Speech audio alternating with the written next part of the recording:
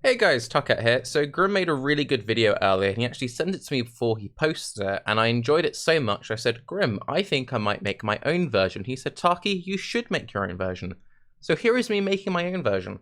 So Grim's video, which I'll leave a link down below, was basically talking about his issues with build diversity in Path of Exile, and he breaks down where player power comes from skill trees, gearing, skill gems, breaks it all down. I'll give a link, but the very much TLDR aspect of it was, by nerfing support gems, nerfing flasks, nerfing the defense, the damage, the utility that comes from all these sources, players are feeling very strapped. If you'd only nerf damage, then you look at your build and say, okay, I'll take 5 to 10 points away from utility and defense and invest it into damage. But then you've also nerfed the defense. And then it's like, I'll now take 5 to 10 points away from the damage. Wait, but I don't have enough damage. Okay, well, I'll take my points away from my utility, but I don't have enough utility. Oh, and now I also need to fit in ailment immunity? What do I do now? So I've kind of made my own version. The 8 points that I feel like every build needs to have a certain level of viability from an SSF perspective. And I think an SSF perspective is interesting, even though people always say, but Tarke, the game isn't balanced around SSF. I think SSF is, in a way, oddly representative of players because you get a lot of people who play softcore trade league, but they only trade for mandatory uniques, and that's the only thing they buy. And you also get a lot of players who refuse to engage with crafting, they don't have crafting knowledge, and therefore they don't have access to like really cool influenced or like Maven tier gear. So when you look at people who are just trying to have to make stuff work in SSF, you actually start representing quite a big portion of the player base. But anyway, let's get into my 8 things. These are the things that you need to have a viable build, in my opinion, in SSF. You don't need to hit all 8 of these, but you need to hit, I would say, at least about 5, and if you're not hitting at least 4, then I would never play the build. So I'll break them down, but let's just list them quickly. EHP, by that I mean effective health pool, speed, sustain, mitigation, avoidance, immunity, uptime, and visual, as in visual clarity. So by effective hit pool, we're just talking about what is your raw health, factor in your basic mitigation stuff, and you kind of get some numbers, but we're talking either just like your total health pool, your combined health and energy shield, your pure energy shield pool if you're CI, or your health and mana if you're playing like an agnostic build. Speed, we're talking about your access to movement skills, we're talking about your raw movement speed, and we're talking about stuff like phasing. Speed is one of the best ways of staying alive in Path of Exile. The #1 cause for me to ever die in softcore SSF is picking up loot. That is a point we'll get into later. Sustain, we're talking about your leech, any kind of life regeneration you have on kill, life on block, just raw regeneration, agnostic, stuff like that. Mitigation, we're talking about your resistances mitigating elemental damage. We're talking about your armor mitigating armor damage. We're talking about endurance charges, armor taken as elemental damage, elemental taken as chaos damage, mitigation. Avoidance would be evasion, block, dodge. Immunity would be stuff like ailment immunity, but also when you have an excess of avoidance or an excess of sustain or speed that you feel practically immune to something. Like if you play a build with so much physical mitigation, you basically feel immune to phys damage, or you feel like pseudo immune to dot damage because you have so much sustain. Having something that your build excels at is crucial. If you have a build and I'm like, what are your defensive layers? And you're like, I've got 5k life, and I'm like, yeah, but do you have like any crazy avoidance or speed or saying like, is there anything you can just ignore? And you say no, then in my mind, you made a bad build. Uptime, that's talk about damage uptime. So a big reason why I play a lot of dot builds, the better uptime you have, as in the less time you have to spend just standing still attacking, the more time you spend running around. That also lets you be less dependent on having very high defense. Uptime gives you pseudo defense because you can focus more on your mobility. And visual is visual clarity. If you're playing a skill with good visual clarity, you can see what the enemy is doing and react accordingly. Big reason why I play a lot of Caustic Arrow is it doesn't fill the screen with rubbish. An example of one of my main frustrations with GGG is their continual refusal to make skills with good visual clarity. Storm Rain was a skill I should have loved. They announced Storm Rain, I'm like, that seems like a really cool skill. I then see people playing it and I'm like, this is an awful skill. The VFX is trash. They have actually updated the VFX. It now just looks really ugly and is just an ugly mess. It doesn't burn your retinas, but it's an ugly mess. Please make skills that you use and you can still see the screen as a player. Right. Now, I think one of the things that Grim evaluated very well is a lot of players are currently feeling like their build is lacking in lots of different departments. They're lacking in damage, they're lacking in utility, they're lacking in mobility, and they're lacking in defense, and they feel like they can't access everything all at once.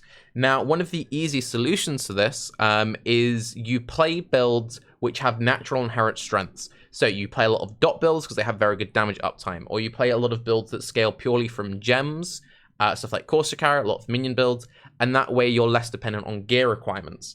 There's also this whole kind of awkward issue that there are just some builds that you'll basically never play in an SSF environment unless you get incredibly lucky. Bow builds would be a good example of that. Nearly all of their power just comes purely from the weapon, and I think it's fine in Path of Exile that there is a slight disparity of like some skills are more gear dependent than others, and some skills do benefit very well from just raw gem scaling. But with how like uneven that balance is, it makes sweeping blanket nerfs, like what happened with the skill gem, like what happened with flasks, very uneven. And that's kind of one of my main worries and concerns with any future changes or buffs or nerfs we see with GGG, is if you just take this sweeping brush approach, yeah, it addresses some of the outliers, but it means that a lot of the stuff which was just kind of like middling kind of gets dumpstered. And that, I think, is where a lot of players feel frustrated with build viability. And that's another point. When I say build viability, what I mean is a build that can comfortably do all of the Atlas content, do the Conquerors, do Cirrus, and engage with the meaningful Maven content. Before the whole Conqueror and Maven system, all you had was map, so it didn't really matter if you had a bit of a janky build that couldn't do like Uber at 0, couldn't do Shaper, because it wasn't part of the core mapping experience. But now that bossing is so much a part of the core mapping experience, you need a build that functions well in mapping and bossing. Most players don't have the time to have multiple characters like a specific mapper, a specific bosser, so that just puts even more stress and even more pressure and more funnels on making a good build. Another big problem is the terrible state of self-cast. When self-cast is in such a poor state, then people feel compelled to like, okay, if you want to play a caster, we have to do totems or traps or mines or brands. And then you're in the situation of like, okay, well now we're only playing the skills which work well with totems, traps, mines, brands. And then suddenly when you have this massive pool of really fun and exciting skills, but you then shrink them down to such tiny scope, you end up with very small packages of skills. For example, with totems, Freeze Pulse and Forbidden Right are really good on totems. They're so good on totems, in fact, that you kind of just ignore all these other sort of usable-ish skills. Same deal with traps. Traps are my favorite kind of things when it comes to casters these days. And a lot of the time I'm like, well, I could play, you know, something like Arc Traps or Fireball Traps or whatever. But actually I'd be much better off just playing Ice Trap because of just the inherent strength of the skill. And when you have a situation where you feel like your build is kind of spread a little too thin and you're struggling to get fun utility stuff or struggling to get fun defensive stuff, and you say, well, you could just use, for example, Ice Trap, and from the raw power from that, you could actually save some damage nodes, then get some utility points, which you can't afford to do with, you know, say an Arc Trap or whatever, well, then suddenly you start feeling more drawn into going onto certain routes. And I think a very big issue for a lot of players, which doesn't really get talked about much, is the availability of cluster jewels. So, cluster jewels, from their very design, immediately like exclude and push out a large portion of the player base. Because a lot of players look at cluster jewels and go, that's too confusing, I don't know what to do with that, I'm just going to ignore it. And that's a lot of players. So there's a lot of strength in cluster jewels, and cluster jewels are a great way of getting utility, and they're a great way of having these like awkward skills which have their problem points, and getting very specialist, very maximized skill trees, which then afford you the extra 5 skill points to invest into fixing your mana problems, or invest into fixing your ailment problems, or get a little bit of extra defense, etc. The problem is, though, is a lot of people find them so confusing they'll never use them, but also, it's actually just quite difficult to get the actual jewels you want without the dependence of trade. And a lot of people don't have the full access to trade, even if they are playing in a trade league, because cluster jewels are so hard to roll. I really hate the change they made, which made it harder to roll cluster jewels. I would like cluster jewels to be way more available, and I'd like them to be much easier to roll. Because as far as I am concerned, they're basically puzzle pieces. And I feel like the emphasis should be on, we're going to give you these puzzle pieces, we're going to give you these tools, and it's your job as a player to try and fit these puzzle pieces together to make the most optimized skill tree. But now, huge portion of the skill tree is just completely inaccessible because you need to get the things to drop, and then you need to roll them correctly, and the fact that you can still drop them with passive point ranges that you cannot control is so frustrating. From an SSF perspective, the frustration I've had sometimes with, like, I want this large thing, and I can never get the large jewel to drop, and then I finally get one, it's like a 12-pointer, and you're like, whoop-de-doo, I'm not using that. Let us bless them or something. But anyway, going to a bit of a rant. Cluster jewels, I think, are a big problem, and I think if we had better availability and easier time of rolling cluster jewels, then a lot of the frustrations people have with the skill tree would be reduced somewhat, and it would also let players feel more comfortable with taking any interesting new passives that might be added into the future. Another thing on that same vein, when it comes to ailments specifically, by limiting their usefulness on flasks, GGG says they want to, add it to a bunch of auras next league. So we're going to get all the purities having stuff to do with that. And that's great, but I actually also have a very big issue with the current state of auras in PoE. And I had this conversation with Noogie. So I think auras are in a very weird state because of their reservation costs, for one, but also their relative strength. So it's quite common that you're like, okay, I want to fit a little bit more defense into my build. What defensive auras do I have access to? And you've got a bunch of 50% auras, so you've got stuff like Determination and Grace, and then you've got a bunch of 35% auras, and you're like, okay, cool. So, yes, adding a bunch of ailment immunity to 35% auras, in theory, solves some of these problems. But if a lot of players are feeling so limited in damage that they need every inch of damage they can, are they going to drop like a Wrath for a defensive aura? Are they going to drop an extra 5 to 10 skill points on aura reservation nodes? And also, doesn't that just make the whole aura bot problem even more difficult? I think there needs to be a real sit down, a real reevaluation of aura reservation, the strength of individual auras, and aura cost. When was the last time you guys ran Grace? When was the last time you guys ran Determination? There are so many really interesting aura options, but they don't mesh very well together. And also, we've seen this bit of an interesting thing with stuff like Skitterbots and stuff like Flesh and Stone. They were made to be 25% auras, and then they got bumped up to 35 because of their relative strength. I think we need more low-cost auras, especially with all this extra strain people are feeling with mana these days. I think that we want to be promoting people using more interesting, more utility auras, and not just fit as much raw damage in as possible.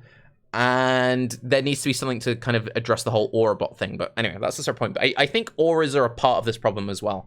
I've had this issue very much recently with certain builds I've been planning. And I'm like, okay, so I'm running my 50% damage aura, and then I've got this bit of mana left over. What am I going to do here?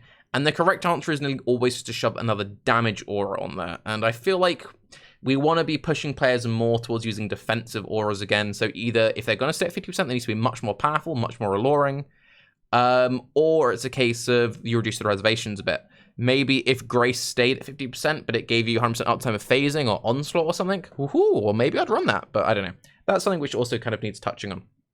So another thing which is relevant to this discussion, and this is the bit where everyone who liked this video now dislikes this video, is I don't think the solution is just to go back to the 313 model. I will say one of the benefits of the excessive power, and I will say excessive power because I thought it was excessive, of 313 and Ritual, is it meant you could kind of make anything work. If you have most of the strength of players tied to their gear, and you have very high accessibility to gear, then you can make any wacky idea work. The problem is that you have such a large disparity of strength and skills that when you go back to those skills which get most of their raw scaling just from the gems themselves, then they don't need that gear power to do the end game, and if you're someone who plays those builds, you get really bored. Using myself as an example, I got bored very quickly in Harvest, because I'm like, okay, let's roll up my Corsair build. I rolled up my Corsair build, I did all the content, and my gear was trash. And then it's like, okay, well, I've done all the content, comfortably, may I add, so what's the point of me now chasing double influence stuff? My numbers get higher. Okay, well, maybe the thing is we need more aspirational content, so players like me feel the desire to do more aspirational based stuff, so we feel the need for that gear. That is one way of addressing the problem. Or you need to do a thing of you need to better regulate gems. There's a slightly more even spread between how much power comes from gems and skill tree, how much power comes from gearing. I don't know. But I don't think just going back the other way is the solution. I think, you know, we kind of need to find a middle ground somewhere where like both player types are satisfied. And that's where it gets very complicated, and that's where it gets very difficult for GGG. So, we need more access to interesting defensive tools. We need more access to interesting utility tools. But then where are we getting these points? And I think that's the thing that I keep coming back to. And when I think about some of the changes that Chris has been talking about with 316 and what GGG might be doing, I'm like, that's really interesting. But like the players who are currently struggling, where are they going to get these extra 15 skill points from? Because they already feel like they don't have enough damage. So they're not going to drop them from damage to like fix their mana problems or fix their flask problems or fix their utility problems. And if they're already struggling with damage, they're not going to drop like a damage aura to run a defensive aura. So like, you know, where is the problem here? Where is the disconnect? Do we need to be, you know, better training players so they have a better knowledge of how to well run their characters? Do we need to be making it easier for players to engage with crafting, but then limiting some of the upper tiers of crafting? Do we need to be making a situation where we're better breaking up content so that players feel like they always have content of an appropriate strength to their character, to kind of limit this aspect where people feel like they're being funneled into like, you must be good enough for Awaken 8, you must be good enough for Maven, when it actually would be fine for them just to be like hanging out in yellow maps? Do we need to be going back to making running low tick maps more interesting, and not just a case of like, oh, they just give you loads of currency? Because that's not fun either if you go back to a Legion meta where it's like you just run Legions in white maps. So it's a very complex thing, and it's not that easy to solve. But I think for me, ultimately, a lot of it just comes down to, what is GGG going to do to the passive skill tree? Passive skill tree changes are always what I find most interesting in Path of Exile. It always what makes me most excited with PoE is when they mess with the skill tree. And it's why I really wish they could make the cluster duel system better and really improve the accessibility there. Because what tends to happen, I notice, is players fall into patterns. I'm very much a pattern player. I found over the years that you can give me basically any single skill, and as long as I put it in this side of the skill tree, I take Acro, Phase Acro, Wind Dancer, I get some ailment stuff, I am good to go. I get my movement, 170 to 200% life, and I can make pretty much anything function in that part of the skill tree. You then get a whole bunch of other players who are doing the same thing, but with block up here, and then you get a whole bunch of players who go, okay, I'm just going to say like every single life node only be like in this part of the tree, I'll probably go like bleed or something. And then you get like the mana package. It seems like those are like kind of like the four main packages in PoE of like, okay, just go bottom right side, heavy avoidance speed, top block, bottom left, just get all the life scaling, or you do the mana stuff. And then you also get those players who are like, oh, I just equip an Abyssus and take all the crit nodes. Ugh. And I mean, those players are fine too, I guess. But yeah, I think Cluster Jewels, I think introducing more desire to spread throughout the skill tree, but also when you're adding stuff to the skill tree, making sure that if you decide that, yeah, you're just going to stick to this part of the skill tree, you actually have all the available tools in there. I do think maybe part of the solution is also going to have to be nerfing some of the stuff like Caustic Arrow, nerfing some of the stuff like Minions, and having it so that we just don't get all of our raw power from gem scaling, and making just like more builds feel a little bit more even in that sense. I'd love to play more Ellie-based attack bow builds. Also, can I just say, Ellie Overload annoys me. Ellie Overload is a massive limiter for me for so many builds. We're in this weird thing, and I'm just going to talk Space of Concoction again briefly. We're in this weird thing in PoE where it's like, crit is a problem. And you want to play a non-crit Ellie build, and you want to be on the bottom right of the skill tree, what do? You just have to go crit, and it's like, we need more like interesting things on the tree, because you just kind of have these blocks, and you just play one of these 3 block builds, and then you find something which functions and you never change it. I don't know. I'm rambling at this point. But yeah, auras need attention, cluster jewels need attention. Whatever they do to the skill tree, there needs to be real care there. And I guess the main question has to be, if GG suddenly adds all of these new tools to the skill tree, where are you getting these skill points from to actually make it work? But yes, I'm Tarke. Have a good day. That's my take on viability. By the way, What is your list of things? Is it similar to my list of things? Visual clarity is important. Bye-bye.